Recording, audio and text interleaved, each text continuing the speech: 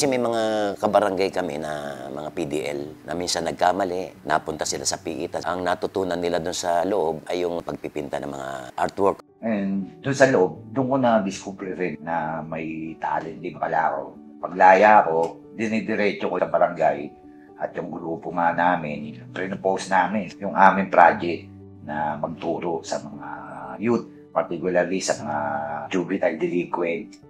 Kasi may mga CICL kami rito sa barangay na yun ang ginawa naming intervention. Pati yung mga child at risk, yung mga out of school youth. Itong proyekto namin na kung tawagin po namin ito ay Pinsel ng Pag-asa.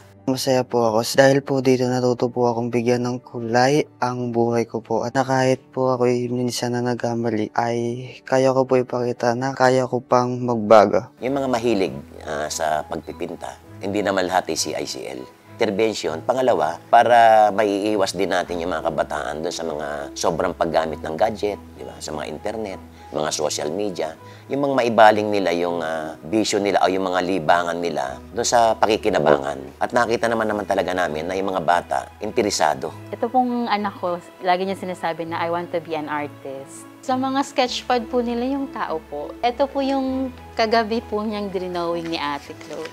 Tapos may mga painting na din po siya. Nilagay po ng papa niya sa wall namin. So nakaka-inspire din po siyang tingnan kasi ang ganda-ganda po ng nakaka-proud po bilang nanay. Ang maganda rito, natutuwa sila dahil kumikita sila eh. Kasi dire-diretso yung ginagawa namin mga exhibit.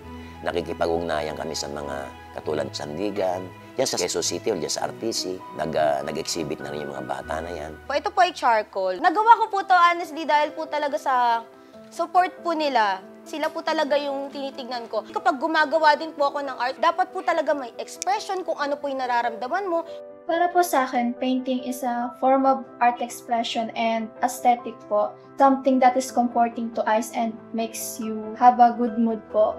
That is the reason why we should share our artworks to inspire them po.